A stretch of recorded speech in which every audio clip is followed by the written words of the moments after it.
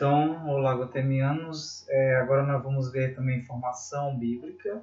Hoje vai ser a lição 5. O tema é aspecto religioso. Nessa formação nós vamos entender sobre o que é uma sinagoga, o que é um templo, o que é um sinédrio, quem são os fariseus, os saduceus, os essênios, os herodianos, publicanos e etc. Então, por que nós estamos estudando isso aí?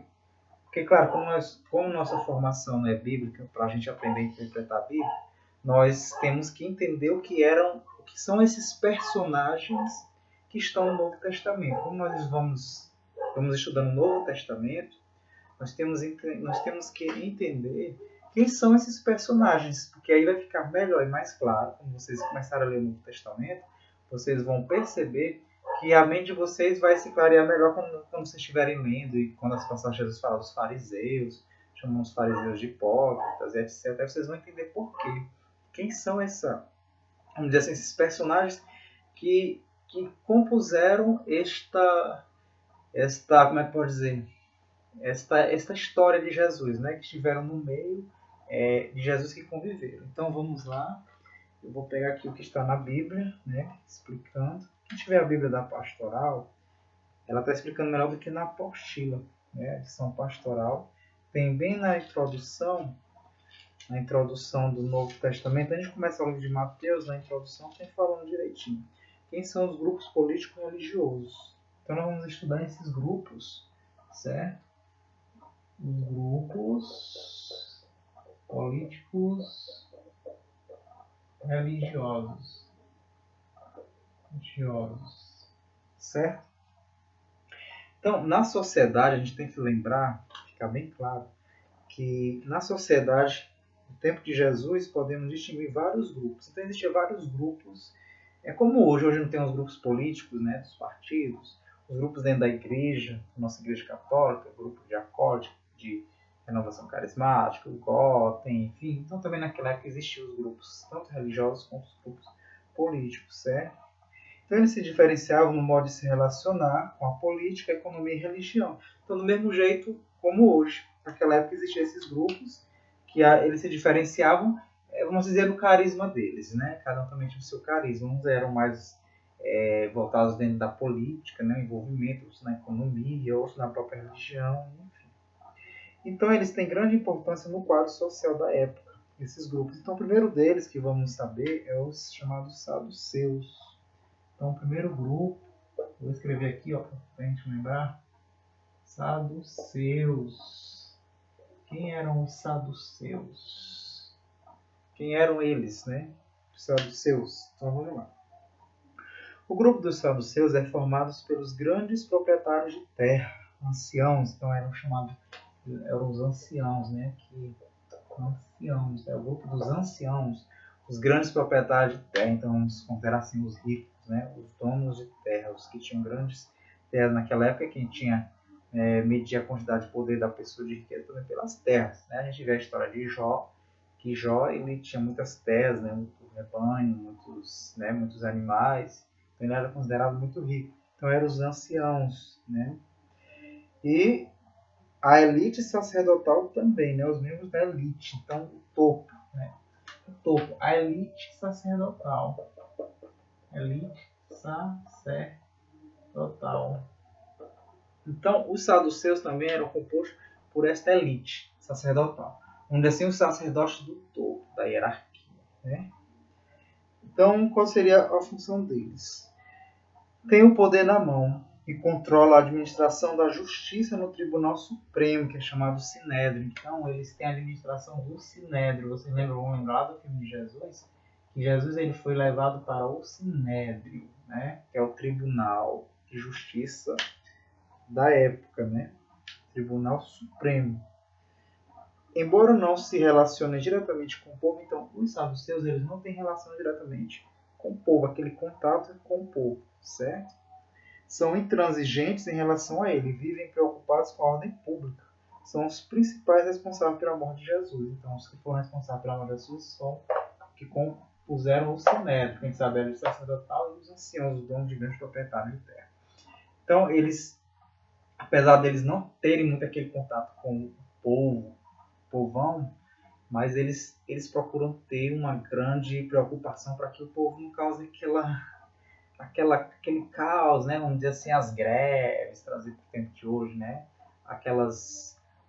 Os bater de panela, entendeu? Então eles têm essa preocupação para tentar manter a ordem política, a ordem religiosa, para ficar tudo em ordem, né? Então eles procuram fazer com que isso aconteça. Por isso que eles mandaram matar Jesus Cristo, porque eles estavam vendo na visão deles que Jesus estava causando um transtorno de ordem pública, porque ele estava seduzindo muitas pessoas, milagres, etc. Né? Se passando, na visão deles, pelo Messias enviado. Né?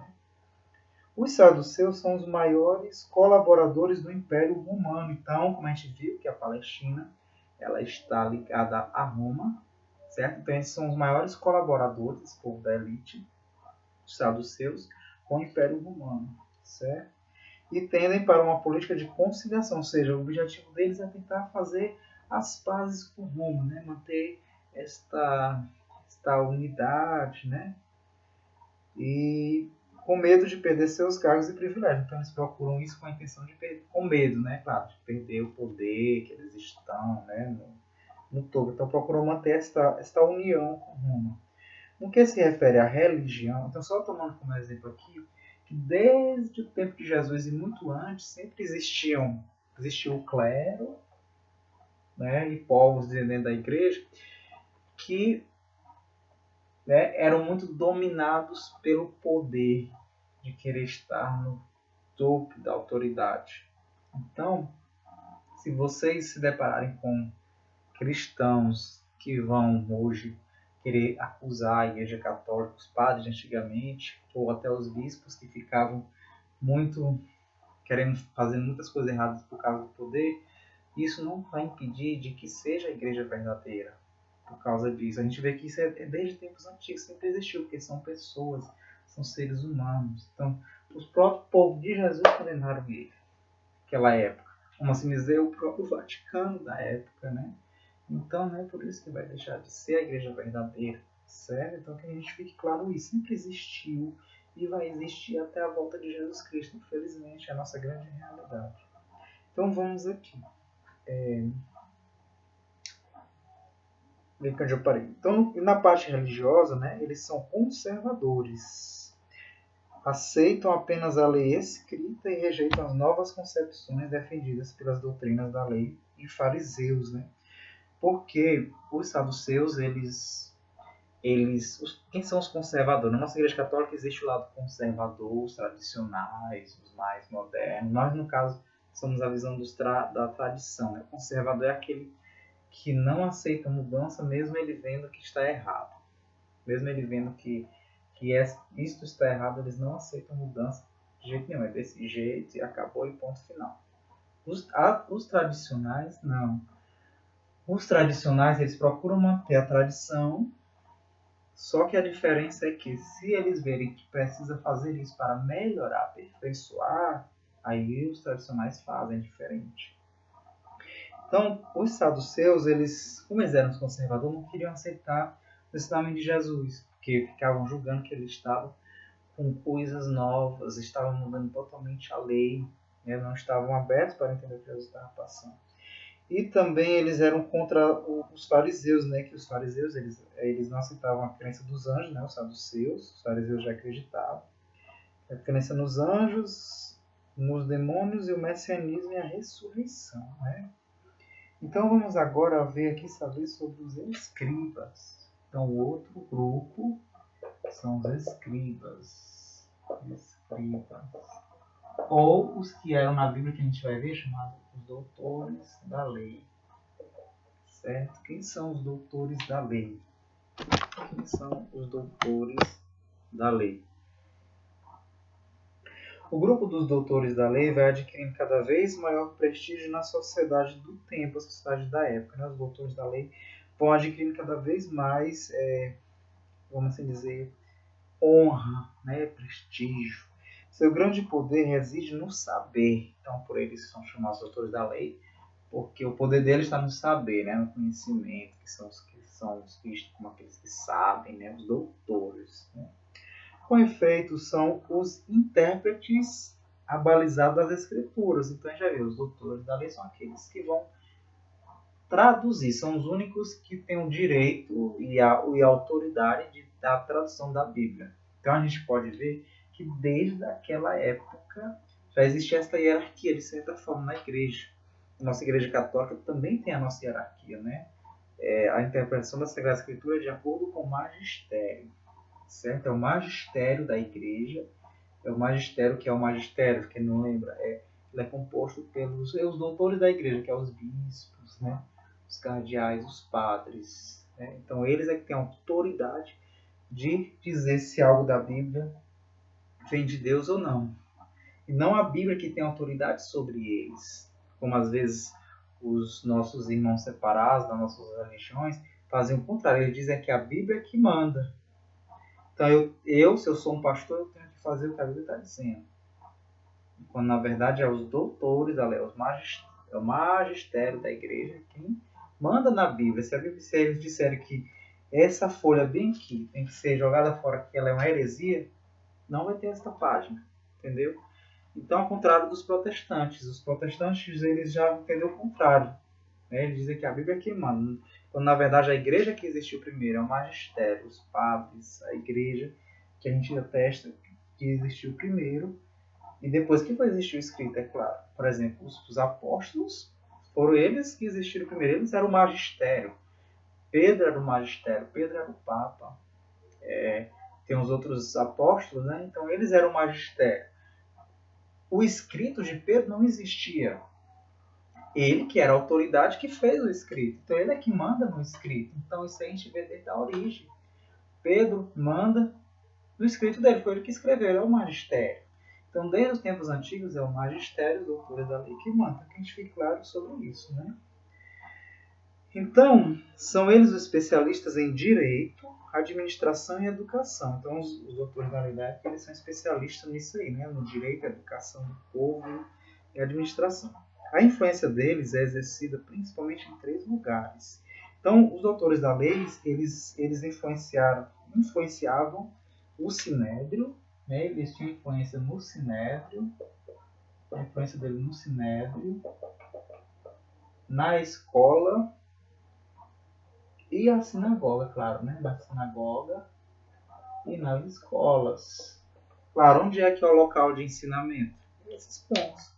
É igual hoje. Hoje, onde é que tem influência da igreja?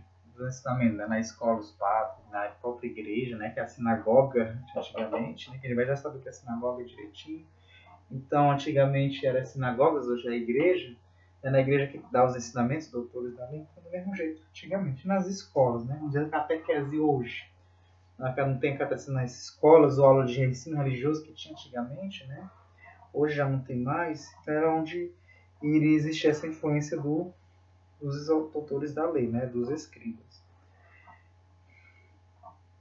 Então, dentro do Sinédrio, o que é que eles faziam? Eles se apresentam como juristas para aplicar a lei em assuntos governamentais e em questões judiciárias. Então, dentro do Sinédrio, eles estão lá, os escribas, para poder aplicar a lei, para poder dizer, olha, no caso de Jesus, por exemplo, ele ia dizer pela lei que Jesus realmente estava desobedecendo a lei. Então, eles são os responsáveis por isso. E dentro da sinagoga, como é que eles faziam, né? São os grandes intérpretes das escrituras, criando a tradução através da releitura, explicação e aplicação da lei para os novos tempos. Então, na sinagoga, ou seja, na igreja, hoje nós chamamos de igreja, né? Eles estavam lá para interpretar, né? Para poder falar para o povo ia para a sinagoga para ouvir, né? E lá eles estavam lá lendo, né, a Sagrada Escritura e dando essa explicação para o povo, né, da palavra de Deus. E nas escolas, eles abrem a escola e fazem novos discípulos. Então, as escolas, o objetivo é de surgir novos escribas, né, novos aprendizes. Então, embora eles não pertençam economicamente à classe mais abastada, melhor dizendo, então eles não pertenciam, no caso quem pertence ao pessoal dos saduceus, né? Eles não pertencem. Mas o que eles faziam, né? E os doutores da lei gozam da posição estratégica sem igual, monopolizando a interpretação das escrituras, tornando-se guias espirituais do povo. Então eles tinham esse poder de, apesar de não gozarem de serem da alta elite, de pertencer a esta alta elite, mas eles tinham uma grande autoridade por eles serem, vamos assim dizer, a luz para o povo, né? Do lado espiritual, de cuidar do espiritual do povo. Sua grande autoridade repousa sobre uma tradição esotérica. Não ensinam tudo o que sabem e escondem ao máximo a maneira como chegam a determinadas conclusões. Então, o mistério deles, né, para poder, claro, como existe em todos os lugares e existe infelizmente também dentro da nossa Igreja Católica, de não ensinar direito o que era. Como o povo não tinha muito acesso, e principalmente naquela época o povo não sabia muito ler a Bíblia, então, a Bíblia não, quer dizer, os pergaminhos, né, os escritos sagrados. Então é claro que o povo iria acreditar no que eles estavam falando. Então eles não diziam tudo às claras do que era. Por isso que hoje, graças a Deus, todos nós temos acesso às escrituras sagradas para que a gente possa ler, saber o que estava escrito. Se a gente não souber entender, pedir luz ao Espírito Santo e pessoas sábias que nos mostrem a verdade, não nos iludam. Como hoje existem muitas pessoas por aí fundando igrejas, pegando a Bíblia, lendo e interpretando do seu jeito. E infelizmente existem muitos pastores que eles sabem que eles estão ensinando errado, mas como o povo não lê a Bíblia, então, como eles querem ganhar dinheiro, muitos abrem mesmo só para ganhar dinheiro, para usar o nome de Jesus para ganhar dinheiro. Então eles distorcem da maneira como eles querem, certo? Para ganhar o dinheiro do povo. Então, se você ler a Sagrada Escritura, e como nós temos esse grupo de formação, é exatamente para isso, para que a gente possa não permitir mais essas coisas, para que a gente possa ter esta luz e não sermos pessoas, vamos assim dizer, bitoladas, sem saber o que estamos fazendo. Então, o Gotham é um grupo que é para que a gente possa abrir nossa mente. Muitas pessoas já vi comentários que pensam que nós do grupo e que eu, Clailton, estou fazendo pessoas bitoladas sem pensar. Não, nosso grupo, todos estão vendo, quem participa direitinho, de que a gente não prepara a pessoa para ser bitolada sem pensar. Muito pelo contrário. Nossas formações são para levar a cada um a pensar, raciocinar, chegar às suas conclusões. E aí você vai chegar à sua conclusão se vai enxergar essa igreja católica de Deus ou não. Cabe a cada um. Certo? Então vamos agora ao outro grupo, que é chamado os fariseus. Interessante. Vamos ver aqui o terceiro grupo. Os fariseus.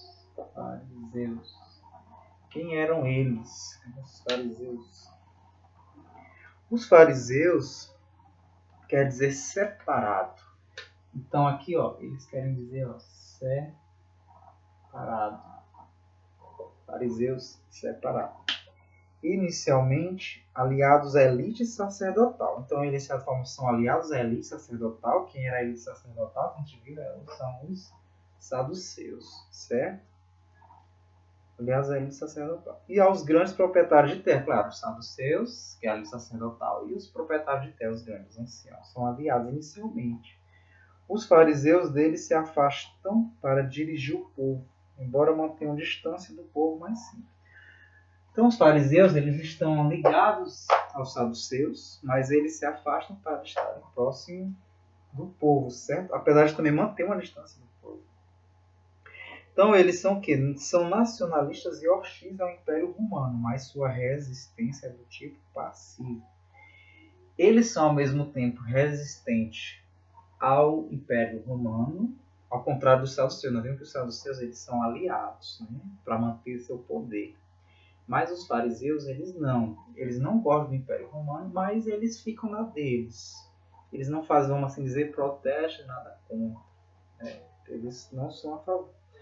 O grupo dos fariseus é formado por leigos provindo de todas as camadas da sociedade. Então, os fariseus eles vêm de pessoas leigas, não são sacerdotes, ninguém do clero, nem políticos, mas são pessoas da sociedade tiradas, né?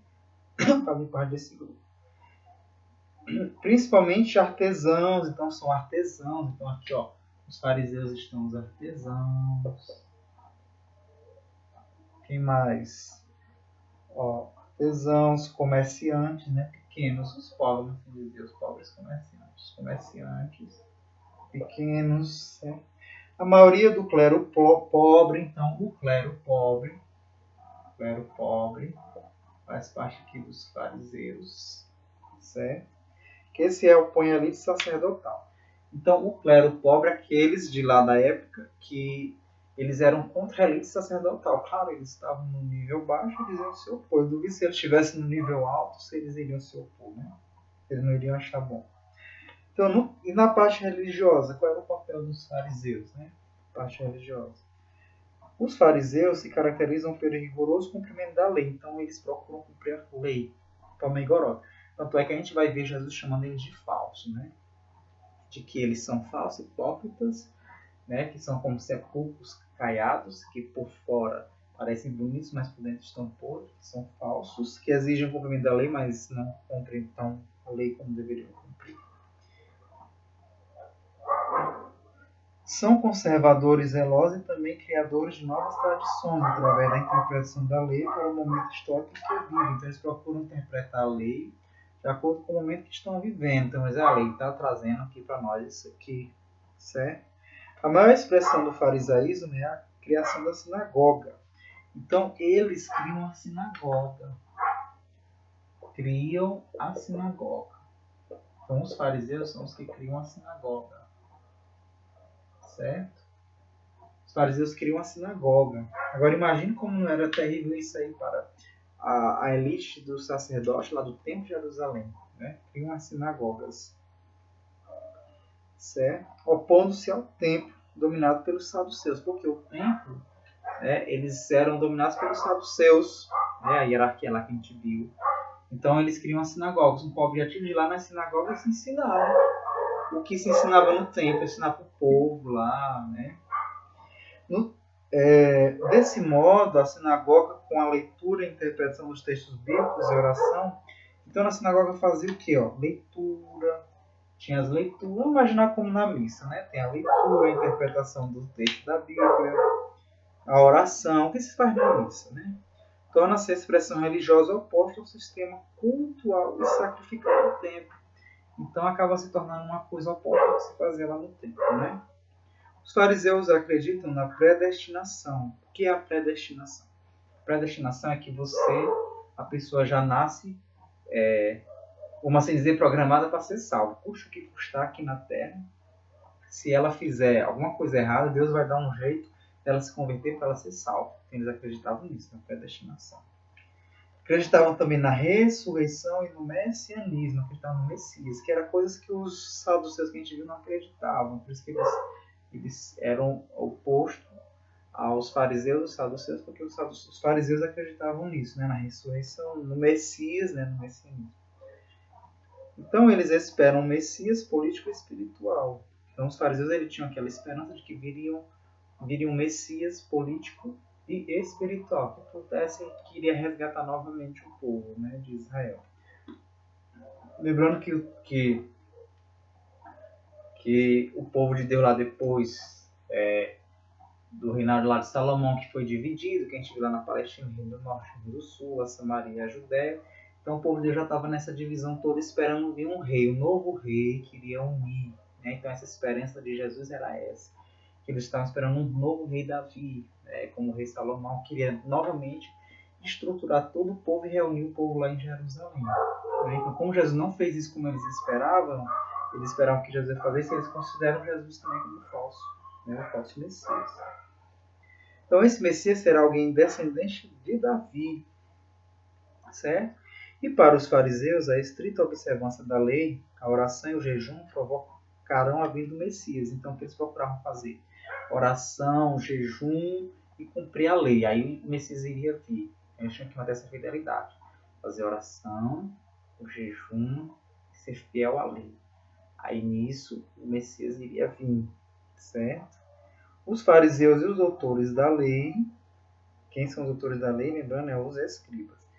Simpatizam-se a ponto de muitos doutores da lei serem também fariseus. Então, de certa forma, há uma simpatia entre os doutores da lei, né, os doutores da lei com os fariseus. Então, de certa forma, eles têm uma certa união, né, de algumas coisas. Vamos ver agora aqui os zelotas.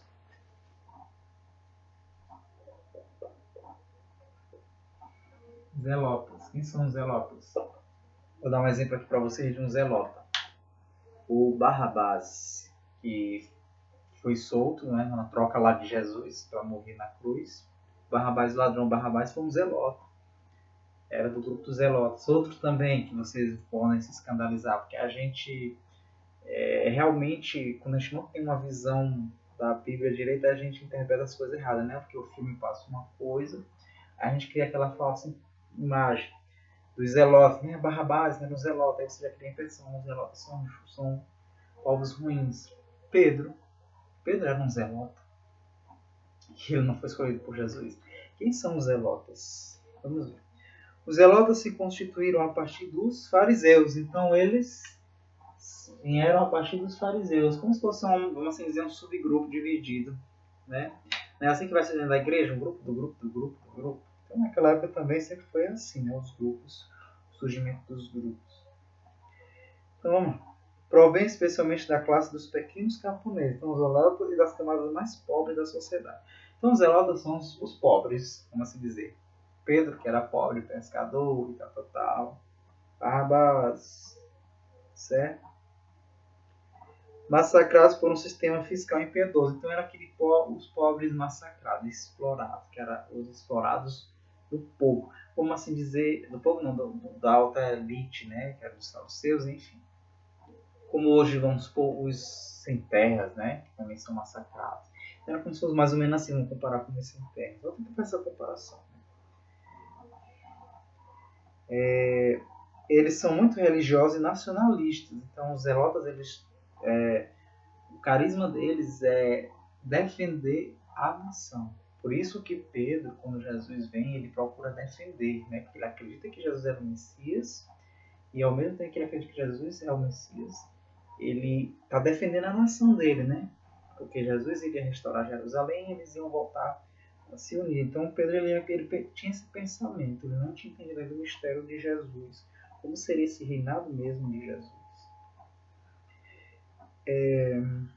Vamos ver aqui. Desejam expulsar os dominadores pagãos romanos, por isso que o Pedro, lá na hora do Getsemane, que chega os romanos, o Pedro, os soldados lá para atacar Jesus, o Pedro ele avança, né? Porque eles eram loucos para tentar tirar o Roma do domínio lá da Palestina, certo? E também eles eram contrários ao governo de Herodes na Galiléia. A gente sabe que Herodes, né, não tem aqui mais o mapa da Palestina, mas a Galiléia que a gente fez lá em cima, né? Eles eram loucos para tirar o Herodes, né, do poder. Querem restaurar um estado onde Deus é o único rei, representado por um descendente de Davi, que é o messianismo, né? Como eu falei para vocês. Os zelotas ele tem esse desejo de colocar o Messias no trono, né? Que ele diz que é o descendente de Davi. Nesse sentido, os zelotas são reformistas, isto é, pretendem restabelecer uma situação passada. Enquanto os fariseus se mantêm numa atitude de resistência passiva, os zelotas partem para a luta armada. Então, como a gente viu, os fariseus eles são também contra o sistema romano. Nós vimos no começo.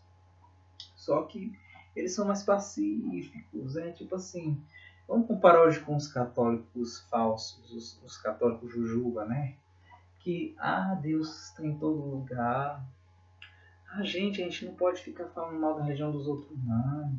Deixa cada um na sua religião, que cada um na sua religião vai ser salvo. Gente, se você é católico consciente, você não tem que ficar calado, não. Você tem que orientar. Se você sabe das doutrinas católicas, dos ensinamentos deixados por Jesus Cristo, e que esses lobos estão enganando as ovelhas, se você vai se calar, você peca por omissão. Os zelotas, eles fazem esse lado bonito de defender, apesar de na luta armada, eles não se calavam, mas entra a arma mesmo, né? Então, por isso as autoridades os consideram criminosos e terroristas, então eles eram vistos como terroristas, claro. Como que as autoridades de Roma iriam querer perder o poder, né? Então, como a elite estava dominando na época, né, esses poderosos, então, da onde que os pobres zelotas iam ter força para combater os romanos expulsar. Então eles eram vistos como os terroristas, por isso que Barrabás é preso. Né? Tem aquela história lá que a gente vê no filme de Jesus do Barrabás, que está preso. Certo? E aí, eles, claro, os zelosos são perseguidos pelo poder romano. Então vamos imaginar que os zelosos eram como se fossem os chamados muçulmanos, né? Os terroristas, e os romanos eram os Estados Unidos. Né? Só que, claro, que não tem nada a ver com os muçulmanos. O espírito lá dos zelotes.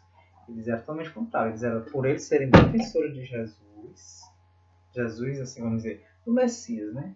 Então eles eram perseguidos, porque Roma não queria perder o poder, nem os que estavam, né, os judeus falsos que estavam no poder lá não queriam sair do seu trono.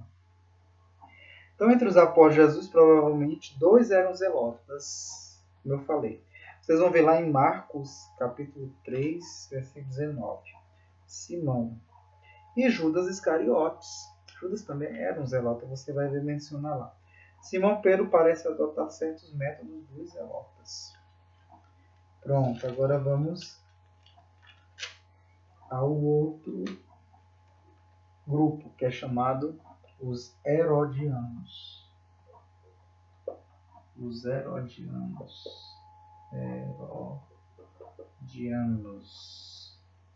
Como não já está dizendo, né, são do partido de Herodes. Certo? O que eles faziam? São os funcionários da corte de Herodes. Então, são da corte, né? A corte de Herodes. Os herodianos são a corte de Herodes. Embora não formem um grupo social, concretizam a dependência dos judeus aos romanos. Então eles fazem com que, claro, os judeus fiquem mais dependentes ainda dos romanos. Né? Conservadores por excelência têm o poder civil da Galileia nas mãos. Então a gente vê que Herodes está dominando a Galileia, né? E eles têm esse poder da Galileia todos nas mãos. Por isso que é aquela briga dos zelotes também de tirar Herodes. E aí aparece, a gente vê o João Batista, né, que está profetizando também muito contra o Herodes, dos erros dele e tal, das práticas dele de adultério. Eles são fortes opositores dos zelotas. Vivem preocupados em capturar agitadores políticos na Galileia. São os responsáveis pela morte de João Batista, como eu falei. Então vamos ver aqui o outro grupo, que é os essênios. Outro grupo, para a gente saber. Agora vocês vão ler o Novo Testamento, vocês vão ver que agora vocês vão ler de forma diferente. Quando estiver falando em essênios, zelotas, vocês já vão ter uma visão melhor sobre quem são esses grupos. Essênios. Quem são os essênios? Os essênios se tornaram mais conhecidos a partir da descoberta de documentos em grutas perto do Mar Morto. Então, os essênios, os estudos passaram a entender melhor quem são eles na época de 1947, quando encontraram documentos lá no Mar Morto, que a gente viu, né? Perto, melhor dizendo, não dentro. Tá dentro que não vai ter o papel lá, o papiro. O grupo é resultado da fusão entre sacerdotes dissidentes do clero de Jerusalém e de leigos exilados. Então, é a mistura dos sacerdotes que vinham lá de Jerusalém e dos leigos que tinham sido exilados. Na época de Jesus, vivem em comunidades com um estilo de vida bastante severo, caracterizado pelo sacerdócio e hierarquia, legalismo religioso, espiritualidade apocalíptica e a pretensão de ser o verdadeiro povo de Deus. Então a gente tinha aquela ousadia de se considerar o verdadeiro povo de Deus escolhidos. Em muitos pontos assemelham-se aos fariseus, mas estão em ruptura radical com o judaísmo oficial. Então eles não eram ligados ao judaísmo, né? O ensinamento dos judeus. Em muitos pontos assemelham-se, tendo deixado Jerusalém, dirigem-se para regiões de grutas para aí viver em ideal monástico. Então eles são como se fossem os monges hoje da Igreja Católica, resumidamente, né? Os monges, como se fossem os monges, então eles vivem uma vida monástica. Vamos botar aqui, assim, outras palavras, para ficar claro para nós, monges. Então assim seriam os monges. Levam vida em comum, onde os bens são divididos entre todos. Então eles têm a partilha. Né? A partilha. Como os monges. Por que os religiosos, uma pessoa resolve ser freira ou frade, monge? Onde eles vão viver o quê? Num grupo.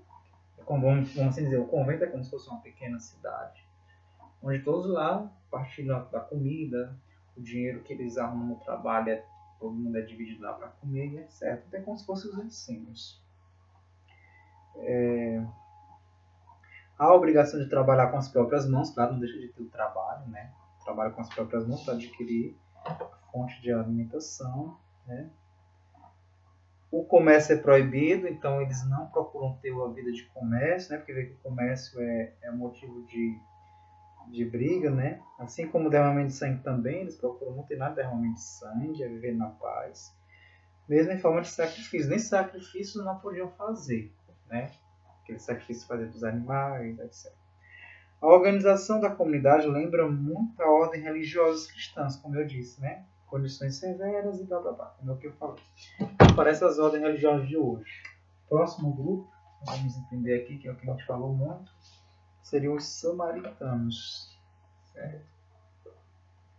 Samaritanos.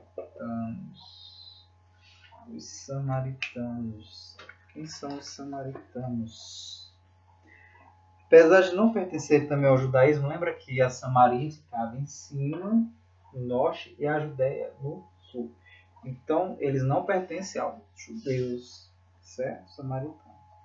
Eles são um grupo característico do ambiente palestinense. Como a gente viu, pertence à Palestina. Lembra do mapa, né, da Palestina que a gente fez?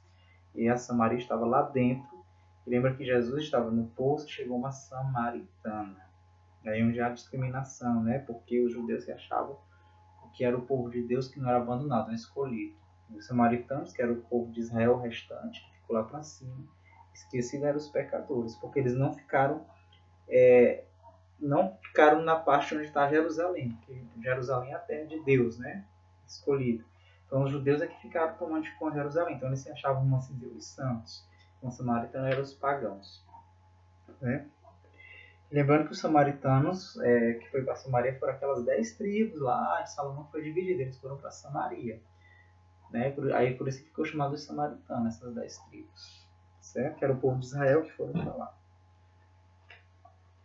Então, mas ainda que os judeus observam escrupulamente as prescrições do Pentateuco, então eles observam, o samaritano mais do que os judeus, o Pentateuco. O que é o Pentateuco? São as escrituras do Gênesis, conte que são 5. Gênesis, Êxodo, Levítico, Deuteronômio e Números. São 5. Se chama Pentateuco. Então eles observam esta lei, a Torá, vamos assim dizer, mais do que os judeus. São mais escrupulosos e mais rigorosos quanto ao cumprimento. Eles não aceitam os outros escritos do Antigo Testamento, nem frequentam o Templo de Jerusalém. Então, os outros escritos do Antigo Testamento, quais são? Depois do Pentateuco. Eles só aceitam a Torá. Certo? Outros escritos, eles não querem saber quais são os outros escritos. Nós estudamos outros escritos. Né? Então, vamos lá. Sim, lembrando que eu falei que os samaritanos, né, aquela confusão toda, eles não iam muito para Jerusalém. Daí criaram as sinagogas lá, para que eles fizessem o culto deles lá, né, criaram as sinagogas lá, porque eles não frequentavam o templo, né, Jerusalém, porque como o templo de Jerusalém era dominado pelos judeus, a gente sabe, né, os saduceus, o alto clero, etc., então eles não iam para lá, porque eles tinham uma divergência com os judeus, certo? Para eles, o único lugar legítimo de culto é o Monte Garizim, que fica perto de Siquém, na Samaria. Esperam o Messias, chamado Taeb, aquele que volta. Então eles esperam o Messias, então para eles o Messias é o Taeb. Aqui está aquele que volta. Então também eles têm aquela esperança do Messias. Tanto é que a mulher no poço, né, a samaritana, ela vai também falar do Messias. Esse Messias não é descendente de Davi, e sim o novo Moisés. Então, já para os samaritanos, eles não acreditam que o Messias é descendente de Davi. Né? Então, como os judeus, para os judeus ele é descendente de Davi. Para os samaritanos, ele é de Moisés. Seria um novo Moisés, que vai revelar a verdade e colocar tudo em ordem no final dos tempos. Os samaritanos são considerados pelos judeus como raça impura, como a gente viu, né? Por serem descendentes de população misturada com estrangeiros. Então, pelo fato deles terem se misturados com estrangeiros, né, tido familiares estrangeiros, ou seja, estrangeiros seriam naquela época considerados o povo pagão, quando eles se misturavam com povos de outras terras, que não eram os escolhidos de Deus lá, os judeus, né, os hebreus, certo? Certo? Então vamos agora ver o outro ponto. Entendemos o grupinho. Esses grupinhos, agora para a gente finalizar, nós vamos saber o que é o templo, né? O outro ponto aqui, nós vamos saber o que é o templo. Para finalizar, e o que se faz mesmo na sinagoga. Sinagoga. Certo? A religião dos judeus. No tempo de Jesus, ela está centrada em dois polos fundamentais, o templo e a sinagoga. Então, a religião dos judeus, ela tem esse centro forte, né? Que é o templo e a sinagoga. Então, vamos ver o que é o templo. O templo é, sem dúvida, o centro de Israel. Né? É o centro, é o local, o lugar mais, como é que pode dizer, o lugar mais top, né? Para eles, né? É o auge. Né? É nele que todos os judeus também, os da dispersão, devem se reunir para prestar culto a Deus. Então, todos os judeus, como eu falei para você na outra formação lá da Palestina, eles vão para lá para se reunir, né? Para as festas, etc. No templo habita o Deus único, então para eles acreditam que no templo está lá Deus, o Deus que é único, só um único Deus, é o Deus Santo, né, o Deus puro e separado, o Deus perfeito, ele está lá. Então você tem que ir lá para o templo, porque Deus está lá naquele lugar. Eles acreditavam que Deus só estava ali dentro daquele templo. Então se destruísse para eles o templo, é como se Deus tivesse saído, porque para eles Deus só estava ali, certo? Por natureza, os seres humanos e as coisas são profanas, então para eles, por natureza, os seres humanos são profanos, as coisas, né, são impuras, banais e imperfeitas. A única forma de se purificar é aproximar-se de Deus, então para eles tudo por natureza era imperfeito e impuro, então eles tinham que se aproximar de Deus, quem não, para o tempo. A única forma de se purificar é aproximar de Deus. O homem se torna mais puro quanto mais perto estiver de Deus, quanto mais distante, mais impuro, então a visão dele. Então eles tinham que ir ao templo para poder ter essa purificação, para se aproximar de Deus, porque quanto mais afastado de Deus, ou do templo, né, que seria de Deus, onde Deus está, mais impuro eles ficariam. Né? Então, para eles terem essa purificação, eles tinham que se aproximar. Percebe-se, então, o poder dos sacerdotes na sociedade judaica. São eles que estão mais perto de Deus. Então, por isso que os sacerdotes tinham um poder muito grande. Porque eram aqueles que tinham os únicos que podiam entrar no Santo dos Santos. Porque o templo lá ele era dividido. Tem a parte do Santo dos Santos, que é onde fica a Arca da Aliança, aqui, ó, com os anjos, certo? A arca. Aqui os sacerdotes eles podem entrar, certo? Aqui dentro. Aí tem o santo e o santo. E aqui seria o pátio. O pátio fica o povo. Os sacerdotes têm acesso aqui. E aqui tem uma cortina, né? Um templo. Uma cortina não. É uma cortina mesmo, né? Que fechava. E o povo não podia ver e nem ter esse acesso. Então, por isso que o povo tinha todo aquele medo e temor dos sacerdotes. Como ainda a gente vê hoje, claro, o temor e o grande respeito com os nossos sacerdotes e padres e papas. Porque o povo daquela época já sempre via que os sacerdotes eles estão mais próximos de Deus. Né? Quanto mais próximo de Deus, mais puro, mais santo. Então, ok. Vamos ver aqui a sinagoga. Né? O que é a sinagoga? O templo é o centro de toda a vida de Israel. É o lugar de culto e o povo frequenta principalmente por ocasião das grandes festas, como eu falei. Né? Na vida comum, o centro religioso é constituído pela sinagoga, presente até mesmo nos menores povoados. Sinagoga é o lugar onde o povo se reúne para a oração, para ouvir a palavra de Deus e para a pregação. Então, vamos dizer, é como se fossem igrejas. Hoje não temos igreja em vários bairros. Né? O povo vai se reunir, então é mais ou menos como se fosse isso. As sinagogas foram, vamos assim dizer, igrejas, não vai nada dizer igrejas, não dizer igreja dos judeus, chama sinagogas, onde o povo vai se reunir. Qualquer israelita adulto pode fazer a leitura do texto bíblico na sinagoga. Então, na sinagoga não era obrigado a ser só o sacerdote. aqui hoje na nossa igreja só o sacerdote que faz a leitura? Não, tem a leitura lá que faz. Quem só faz é o evangelho, o sacerdote. Mas a outra leitura, qualquer, né, pessoa que já sabe ler e escrever pode ler, certo?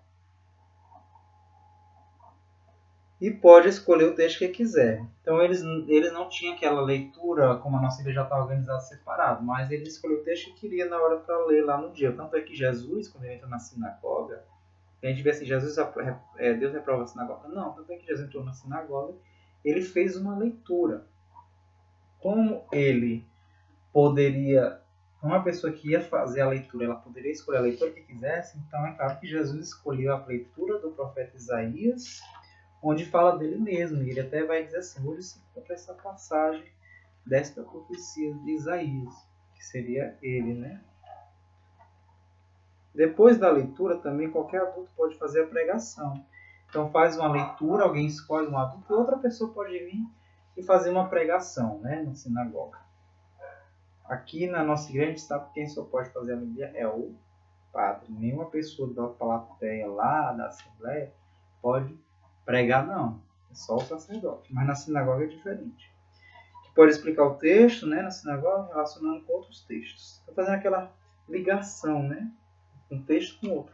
Lembra que eu falei que para considerar as escrituras, a igreja, para a igreja considerar que as escrituras são inspiradas por Deus, todos esses livros que foram organizados, um tem que estar falando do outro, né? Um vai mencionar do outro.